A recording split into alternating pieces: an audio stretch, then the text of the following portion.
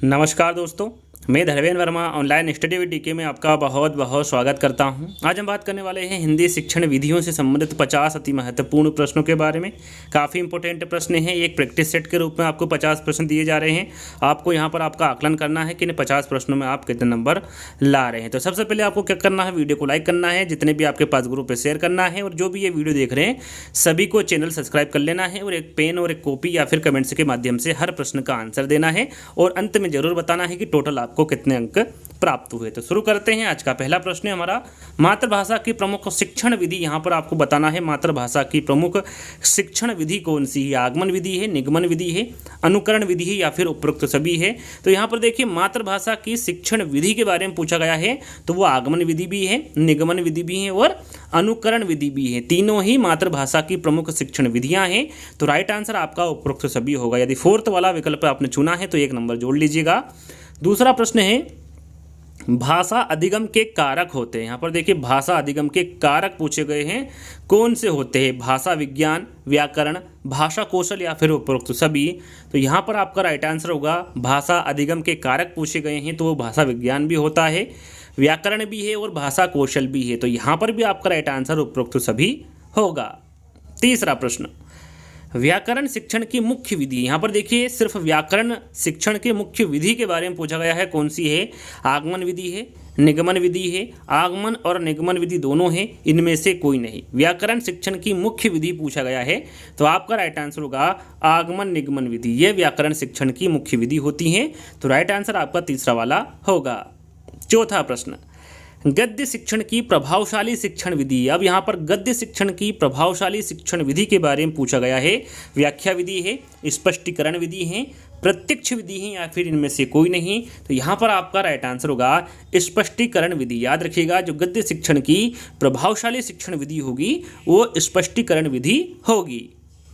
अगला प्रश्न, शिक्षण अधिगम प्रबंधन प्रत्यय के प्रवर्तक है। यहाँ पर शिक्षण अधिगम प्रबंधन प्रत्यय के प्रवर्तक के बारे में पूछा गया है, कौन है। ब्लूम है, ग्लेसर है, स्मिथ है, या फिर डेविस है।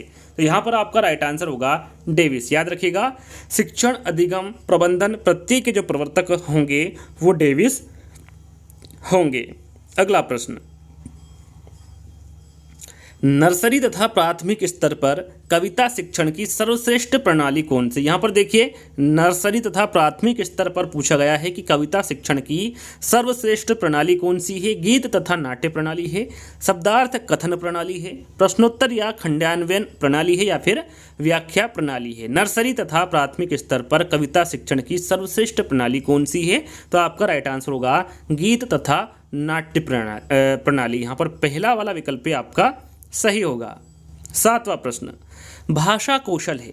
शिक्षण कराना है भाषा कौशल, अधिगम कराना है, अनुदेशन करना है, या फिर दक्षता प्राप्त करना है। क्या है भाषा कौशल, ये आपको बताना है। तो राइट आंसर होगा ये दक्षता प्राप्त करना होता है भाषा कौशल। यहाँ पर फोर्थ वाला विकल्प आपका सही होगा। अगला प्रश्न, प्रोजेक्ट विधि में शिक्षा प्रदान की जाती है। सैद्धांतिक शिक्षा, जीवन उपयोगी शिक्षा, बेसिक शिक्षा, या फिर नैतिक शिक्षा। प्रोजेक्ट विधि में शिक्षा किस प्रकार की प्रदान की जाती है। तो यहाँ पर आपका राइट आंसर होगा जीवन उपयोगी शिक्षा प्रोजेक्ट विधि में शिक्षा प्रदान की जाती है। यहाँ पर सेकंड वाला विकल्प आपका सही होगा। 9वां प्रश्न, चिकित्सात्मक अध्यापन को कहा जाता है। क्या कहा जाता है चिकित्सात्मक अध्यापन को। निदान, उपचार, निदान व उपचार, या फिर उपलब्धि। तो यहाँ पर चिकित्सात्मक अध्यापन को क्या कहा जाता है। तो राइट आंसर होगा उपचार। सरल सा प्रश्न है, चिकित्सात्मक अध्यापन को उपचार कहा जाता है। शिक्षा के उद्देश्यों का वर्गीकरण किया है, किसके द्वारा किया गया है। रॉबर्ट मेगर के, रॉबर्ट मिलर के, ब्लूम के, या फिर स्मिथ के। सही आंसर क्या होगा। तो शिक्षा के उद्देश्यों का वर्गीकरण पूछा गया है, किसके द्वारा किया गया है। तो आपका यहाँ पर राइट आंसर होगा ब्लूम, B.S. ब्लूम के द्वारा शिक्षा के उद्देश्यों का वर्गीकरण किया गया है। यहाँ पर तीसरा वाला विकल्प आपका सही होगा। 11वां प्रश्न, शिक्षा के उद्देश्यों का वर्गीकरण ये किसके शिक्षा के उद्देश्यों का वर्गीकरण ज्ञानात्मक होगा, भावात्मक होगा, क्रियात्मक होगा, या फिर ये सभी होगा। शिक्षा के उद्देश्यों का वर्गीकरण के बारे में पूछा गया है, तो राइट आंसर होगा ये ज्ञानात्मक भी होता है, भावात्मक भी होता है और क्रियात्मक भी होता है। तो राइट आंसर आपका यहाँ पर क्या होगा, ये सभी होगा। अगला प्रश्न, प्राथमिक कक्षाओं के विद्यार्थियों के लिए कौन सी विधि आपकी दृष्टि से उत्तम होगी। यहाँ पर देखिए आपकी दृष्टि से पूछा गया है कि प्राथमिक कक्षाओं के विद्यार्थियों के लिए कौन सी विधि आपके दृष्टि से उत्तम होगी। व्याख्यान विधि है, समस्या समाधान विधि है, आगमन विधि है या फिर निगमन विधि है। तो राइट आंसर आपका यहाँ पर होगा आगमन विधि। प्राथमिक कक्षाओं के विद्यार्थियों के लिए आगमन विधि आपकी दृष्टि से उत्तम होगी। यहाँ पर तीसरा वाला विकल्प आपका सही होगा। अगला प्रश्न, गद्य साहित्य का मुख्य प्रकार या फिर स्वरूप कौन सा है। सृजनात्मक गद्य है, वर्णनात्मक गद्य है, भावात्मक गद्य है या फिर उपरोक्त सभी। तो यहाँ पर आपका राइट आंसर होगा सृजनात्मक गद्य। याद रखिएगा गद्य साहित्य का जो मुख्य प्रकार या फिर स्वरूप होता है वो सृजनात्मक गद्य होता है। यहाँ पर पहला वाला विकल्प आपका सही होगा। देखो और लिखो शिक्षण विधि प्रयुक्त करते हैं। मौखिक रचना में करते हैं, निबंध रचना में करते हैं, शुद्ध अभिव्यक्ति में करते हैं या फिर उपरोक्त सभी में करते हैं। तो यहाँ पर देखो और लिखो शिक्षण विधि किस में प्रयुक्त करते हैं पूछा गया है, तो आपका राइट आंसर होगा निबंध रचना में। याद रखिएगा देखो और लिखो शिक्षण विधि निबंध रचना में प्रयुक्त करते हैं।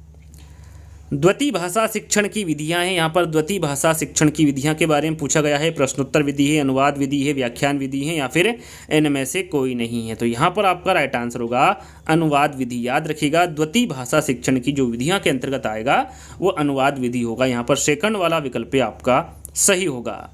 अगला प्रश्न, द्वितीय भाषा शिक्षण का विषय कौन सा है। अभ्यास करना है, ध्वनियों का बोध है, शुद्ध उच्चारण है या फिर उपरोक्त सभी हैं। यहाँ पर द्वितीय भाषा शिक्षण का विषय के बारे में पूछा गया है तो वो अभ्यास करना भी होगा, ध्वनियों का बोध भी होगा और शुद्ध उच्चारण भी होगा। तो यहाँ पर उपरोक्त सभी आपका राइट आंसर होगा। अगला प्रश्न, नाट्य का संबंध किस ज्ञानेंद्रियों से है। मुंह से है, कान से है, कान व आँख से है या फिर आँख से है। नाटक का संबंध पूछा गया है कि ये किस ज्ञानेंद्रियों से है, तो आपका राइट आंसर होगा कान व आँख से। नाटक का जो संबंध होता है वो कान व आँख ज्ञानेंद्रियों से होता है। यहाँ पर तीसरा वाला विकल्प आपका सही होगा। सत्र की समाप्ति पर प्रयुक्त मूल्यांकन कौन सा है। नियोजनात्मक मूल्यांकन है, निर्माणात्मक मूल्यांकन है, निदानात्मक मूल्यांकन है या फिर संकल्पनात्मक मूल्यांकन है। सत्र की समाप्ति पर प्रयुक्त मूल्यांकन के बारे में पूछा गया है तो ये आपका संकल्पनात्मक मूल्यांकन होगा। इंपॉर्टेंट है, फोर्थ वाला विकल्प आपका सही होगा। अगला प्रश्न, ब्लूप्रिंट ढांचा तैयार करने में उपयोगी नहीं है। शिक्षण निर्मित सामग्री, शिक्षण के लक्ष्य, पाठ्य वस्तु के प्रकरण या फिर प्रश्नों के प्रकार। राइट आंसर आपका क्या होगा 19वें का, तो यहाँ पर आपका राइट आंसर होगा शिक्षण निर्मित सामग्री। ये ब्लूप्रिंट ढांचा तैयार करने में उपयोगी नहीं है। यहाँ पर पहला वाला विकल्प आपका सही होगा। अगला प्रश्न, गद्य शिक्षण की मुख्य विधि कौन सी होगी। उद्बोधन विधि है, प्रवचन विधि है, स्पष्टीकरण विधि है या फिर उपरोक्त सभी है। गद्य शिक्षण की मुख्य विधि के बारे में पूछा गया है तो वो उद्बोधन विधि भी होगा, प्रवचन विधि भी होगा और स्पष्टीकरण विधि भी होगा। ये तीनों ही गद्य शिक्षण की मुख्य विधि के अंतर्गत आती है। राइट आंसर आपका यहाँ पर उपरोक्त सभी होगा। चलिए अगला प्रश्न है सूक्ष्म से स्थूल की ओर। यहाँ पर देखिए प्रश्न को ध्यान से पढ़ना है। सूक्ष्म से स्थूल की ओर पूछा गया है यह शिक्षण सूत्र की पालना किस विधि में स्पष्ट दिखाई देती है। आगमन विधि में, निगमन विधि में, परिवेक्षण विधि में या फिर व्याख्या विधि में। तो यहाँ पर आपका राइट आंसर होगा निगमन विधि में। याद रखिएगा जो सूक्ष्म से स्थूल की ओर शिक्षण सूत्र की पालना विधि में जो स्पष्ट दिखाई देती है वो किस विधि में होगी, निगमन विधि में। यहाँ पर सेकंड वाला विकल्प आपका सही होगा। प्रयोगशाला में कार्य करते समय विद्यार्थी किस विधि का अनुसरण करता है। आगमन विधि का, निगमन विधि का, प्रदर्शन विधि का या फिर प्रोजेक्ट विधि का। प्रयोगशाला में कार्य करते समय पूछा गया है कि विद्यार्थी किस विधि का अनुसरण करता है, तो यहाँ पर आपका राइट आंसर होगा आगमन विधि का। किस विधि का अनुसरण करेगा, वो आगमन विधि का अनुसरण करेगा प्रयोगशाला में कार्य करते समय। अगला प्रश्न, माध्यमिक स्तर पर गद्य शिक्षण की विधि प्रयोग में ली जाती है। देखिए प्रश्न में आपको क्या ध्यान में देना है, किस स्तर के बारे में पूछा गया है, तो यहाँ पर माध्यमिक स्तर पर पूछा गया है। माध्यमिक स्तर पर गद्य शिक्षण की विधि प्रयोग में ली जाती है। अर्थबोध विधि है, व्याख्यान विधि है, प्रश्नोत्तर विधि है या फिर उपरोक्त सभी हैं। तो यहाँ पर माध्यमिक स्तर पर पूछा गया है तो राइट आंसर आपका प्रश्नोत्तर विधि होगा। यहाँ पर तीसरा वाला विकल्प आपका सही होगा। अगला प्रश्न, मानक भाषा के लिए अनिवार्य शर्तें। यहाँ पर अनिवार्य शर्त आपको मानक भाषा के लिए बताना है। व्याकरण सम्मत होना, वृहत समाज द्वारा उपयोग करना, शिक्षित वर्ग की प्रिय भाषा होना या फिर उपरोक्त सभी। तो मानक भाषा के लिए अनिवार्य शर्त पूछा गया है, तो ये व्याकरण सम्मत होना भी है, वृहत समाज द्वारा उपयोग करना भी है और शिक्षित वर्ग की प्रिय भाषा भी है। तो राइट आंसर आपका यहाँ पर उपरोक्त सभी होगा। अगला प्रश्न, मातृभाषा को शिक्षा का केंद्र बिंदु माना जाता है। क्यों माना जाता है? क्योंकि यहाँ संपूर्ण पाठ्यक्रम के केंद्र में स्थित रहती हैं, इसलिए संपूर्ण समाज के केंद्र में रहती हैं, इसलिए संपूर्ण विद्यालय जीवन का है, इसलिए या फिर संपूर्ण बालक जीवन के विकास के केंद्र है, विकास का केंद्र है, इसलिए। तो यहाँ पर 25वें का सही आंसर होगा, क्योंकि यहाँ संपूर्ण पाठ्यक्रम के केंद्र में स्थित रहती है, इसलिए मातृभाषा को शिक्षा का केंद्र बिंदु माना जाता है। तो यहाँ पर पहला वाला विकल्प आपका सही होगा। अगला प्रश्न, भाषा के मुख्य कौशल। यहाँ पर देखिए भाषा का मुख्य कौशल पूछा गया है, लिखना, सुनना है, पढ़ना है, बोलना है या फिर उपरोक्त सभी है। तो आप सभी को पता है भाषा के जो मुख्य कौशल है वो कितने प्रकार के होते हैं? 4 प्रकार के होते हैं। उसमें लिखना भी आता है, सुनना भी आता है, पढ़ना भी आता है और बोलना भी, यानी ये चारों प्रकार है ये भाषा के मुख्य कौशल के अंतर्गत आते हैं। तो राइट आंसर आपका यहाँ पर क्या होगा? उपरोक्त सभी होगा। चलिए, भाषा के मुख्य तत्व होते हैं। यहाँ पर देखिए भाषा के मुख्य तत्व के बारे में पूछा गया है, कौन से होते हैं? ध्वनि, संकेत, चिन्ह या फिर सभी। तो यहाँ पर सरल सा प्रश्न है, सभी को पता है कि ध्वनि, संकेत और चिन्ह ये तीनों ही भाषा के मुख्य तत्व के अंतर्गत आते हैं। तो राइट आंसर आपका यहाँ पर ये सभी होगा। आगे बढ़ते हैं, 28वां प्रश्न है, व्याकरण शिक्षण का उद्देश्य नहीं है। यहाँ पर देखिए व्याकरण शिक्षण का मुख्य उद्देश्य क्या नहीं है पूछा गया है? ज्ञान है, कौशल है, ज्ञानोपयोग है या फिर मनोरंजन है। व्याकरण शिक्षण का उद्देश्य कौन सा नहीं है? तो यहाँ पर मनोरंजन ये व्याकरण शिक्षण का मुख्य उद्देश्य नहीं है। आगे बढ़ते हैं, अगला प्रश्न है हमारा, व्याकरण शिक्षण की प्रवृत्ति है, साहित्यिक है, व्यवहारिक है, दोनों ही या फिर कोई नहीं। तो यहाँ पर व्याकरण शिक्षण की प्रवृत्ति पूछी गई है, तो ये साहित्यिक भी होती हैं और व्यवहारिक भी होती हैं। तो राइट आंसर आपका यहाँ पर ये दोनों होगा। भाषा शिक्षण का मूल आधार होता है, मौखिक होता है, लिखित होता है, दोनों या फिर साहित्यिक। भाषा शिक्षण का मूल आधार पूछा गया है, तो ये भी मौखिक होगा और लिखित होगा। मौखिक और लिखित ये दोनों ही भाषा शिक्षण का मूल आधार होता है। तो दोनों यहाँ पर यानी कि तीसरा वाला विकल्प आपका सही होगा। अगला प्रश्न, बालक को भाषा शिक्षण की शिक्षा देने का माध्यम होना चाहिए। कैसे देंगे? राष्ट्रभाषा के रूप में, मातृभाषा के रूप में, द्वितीय भाषा के रूप में या फिर प्रादेशिक भाषा के रूप में। बालक को भाषा शिक्षण की शिक्षा किस प्रकार या फिर किस माध्यम से देना होगा या फिर देना चाहिए? राइट आंसर क्या होगा 31वें का? तो यहाँ पर राइट आंसर होगा आपका मातृभाषा। यहाँ पर सेकंड वाला विकल्प आपका सही होगा। मातृभाषा का अर्थ क्या होता है? सरल सा प्रश्न है, आप सभी को पता होगा मातृभाषा का अर्थ क्या होता है। परिवार की भाषा होगी, माँ की भाषा, पिता की भाषा या फिर उपरोक्त सभी। तो यहाँ पर आपका राइट आंसर होगा, इसमें परिवार की भाषा भी आती है, माँ की भाषा भी आती है और पिता की भाषा भी आती है। इन सभी को मातृभाषा कहते हैं। तो उपरोक्त सभी आपका राइट आंसर होगा। भाषा पर पूर्ण अधिकार किसके द्वारा हो सकता है? पढ़ने से, लिखने से, सुनने से या फिर लिखाने से। भाषा पर पूर्ण अधिकार किसके द्वारा हो सकता है? इंपॉर्टेंट प्रश्न है। राइट आंसर आपका होगा लिखने से। भाषा पर पूर्ण अधिकार लिखने से या फिर लिखने के द्वारा हो सकता है। अगला प्रश्न, मातृभाषा का मुख्य उद्देश्य होता है मानसिक विकास, शारीरिक विकास, बौद्धिक विकास या फिर उपरोक्त सभी। मातृभाषा का मुख्य उद्देश्य क्या होता है पूछा गया है? तो इसका मानसिक विकास भी होता है, शारीरिक विकास भी होता है, साथ में बौद्धिक विकास भी होता है। तो राइट आंसर आपका उपरोक्त सभी होगा।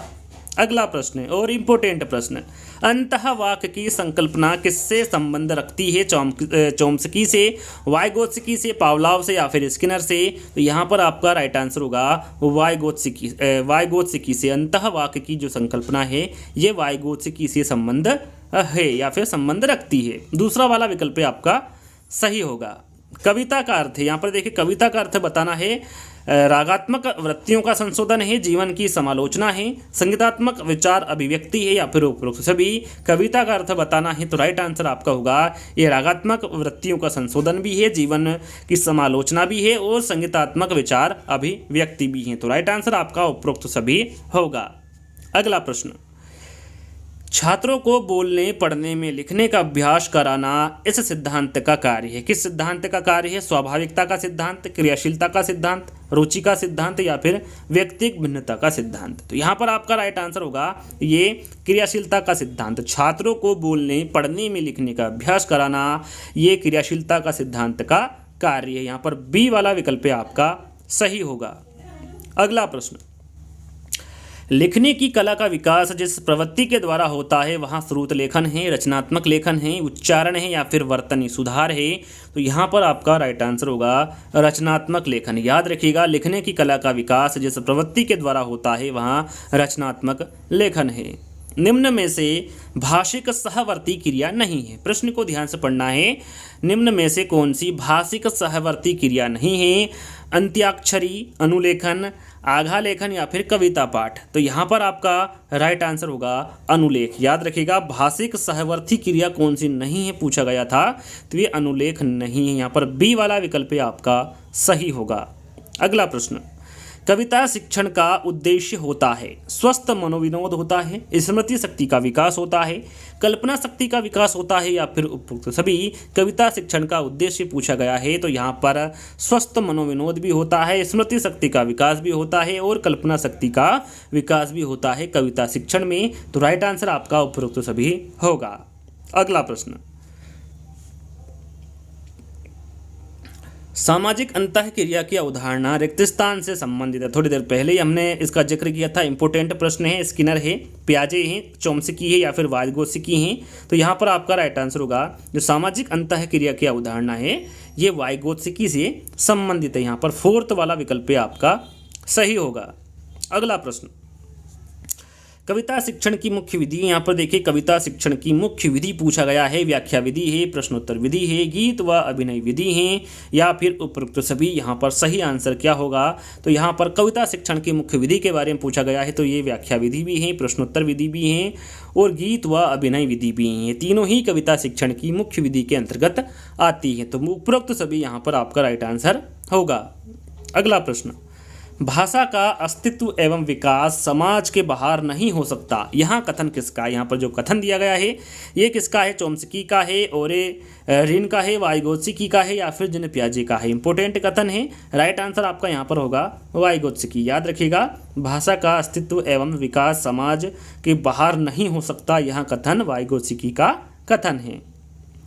अगला प्रश्न, व्याख्यान विधि में केंद्र बिंदु होता है। यहाँ पर देखिए, व्याख्यान विधि में पूछा गया है कि जो केंद्र बिंदु होता है वो कौन होता है? छात्र, अध्यापक, श्यामपट्ट या फिर पाठ योजना। तो व्याख्यान विधि में केंद्र बिंदु के बारे में पूछा गया है तो राइट आंसर आपका होगा अध्यापक। या बच्चों में भाषा सीखने की जनजातियों की दवा दिया है, यहाँ विचार किसका है? प्रश्न को दोहरा लेते हैं। बच्चों में भाषा सीखने की जनजातियों की दवा दिया है, यहाँ विचार किसका है? पावलोव का है, चोम्स्की का है, वाइगोत्स्की का है या फिर पाणिनि का है। तो यहाँ पर आपका जो राइट आंसर होगा वो पावलोव होगा। यहाँ पर जो विचार दिया गया है ये पावलोव के द्वारा दिया गया विचार है। भाषा प्रयोग की क्षमता किसके द्वारा संभव है? पाठ्यपुस्तक, व्याकरण के नियमों की जानकारी, परीक्षा द्वारा या फिर भाषा प्रयोग। तो यहाँ पर आपका राइट आंसर होगा भाषा प्रयोग। याद रखिएगा, भाषा प्रयोग की क्षमता भाषा प्रयोग के द्वारा संभव है। यहाँ पर फोर्थ वाला विकल्प आपका सही होगा। अगला प्रश्न, नीचे दिए गए विकल्पों के आधार पर बताइए कि बच्चे किस विषय में अधिक रुचि लेते हैं। कठिन विषय में लेते हैं, सरल विषय में, जिन विषयों को उनके जीवन से जोड़ा गया हो उस विषय में अधिक रुचि लेते हैं या फिर सिनेमा या फिर साहित्य में अधिक रुचि लेते हैं। तो यहाँ पर आपका राइट आंसर होगा कि जिन विषयों को उनके जीवन से जोड़ा गया हो इस प्रकार के जो विषय होते हैं उसमें अधिक रुचि लेते हैं बच्चे। तो यहाँ पर आपका जो राइट आंसर होगा वो तीसरा वाला होगा। अगला प्रश्न है, लेखन और उच्चारण के लिए अनुकरण विधि उपयोगी है। प्रारंभिक स्तर पर, माध्यमिक स्तर पर, उच्च स्तर पर या फिर सभी स्तरों पर। लेखन और उच्चारण के लिए अनुकरण विधि उपयोगी है, किस स्तर पर पूछा गया है? तो ये यहाँ पर आपका राइट आंसर होगा प्रारंभिक स्तर पर। याद रखिएगा, लेखन और उच्चारण के लिए जो अनुकरण विधि उपयोगी होगी वो प्रारंभिक स्तर पर होगी। चलिए अंतिम प्रश्न की ओर बढ़ते हैं। अंतिम प्रश्न है, जैसा कि मैंने आपको बताया था, टोटल 50 प्रश्न आपको दिए जाएंगे इस वीडियो के माध्यम से। यदि आपको वीडियो पसंद आया है तो आपको वीडियो को लाइक करना है, यदि नहीं किया है तो जितने भी आपके पास ग्रुप है, चाहे व्हाट्सएप ग्रुप हो, टेलीग्राम ग्रुप हो या फिर अन्य ग्रुप हो, सभी में आपको शेयर करना है। और जो भी ये वीडियो देख रहे हैं सभी को चैनल को सब्सक्राइब कर लेना है यदि ऐसे ही इंटरेस्टिंग वीडियो आपको चाहिए तो 50वां प्रश्न है, अहम केंद्रित भाषा की संकल्पना किसके साथ घनिष्ठ रूप से जुड़ी है? वाइगोत्स्की, पावलोव, जिन पियाजे या फिर चोम्स्की? राइट आंसर आपका होगा जिन पियाजे। अहम केंद्रित भाषा की जो संकल्पना है ये जिन पियाजे के घनिष्ठ रूप से जुड़ी हुई है। तो राइट आंसर आपका यहाँ पर तीसरा वाला होगा। आई होप, मैं आशा करूंगा कि टोटल आपको 50 में से 50 प्रश्न आए। फिर भी आपको कमेंट्स के माध्यम से बताना है कि टोटल आपको कितने अंक प्राप्त हुए। ऐसे यदि और इंटरेस्टिंग वीडियो चाहिए तो आपको चैनल को सब्सक्राइब कर लेना है, वीडियो को लाइक कर देना है और चैनल को सब्सक्राइब कर लेना है। तो जल्दी दोस्तों एक नई वीडियो के साथ मिलेंगे, जब तक के लिए धन्यवाद।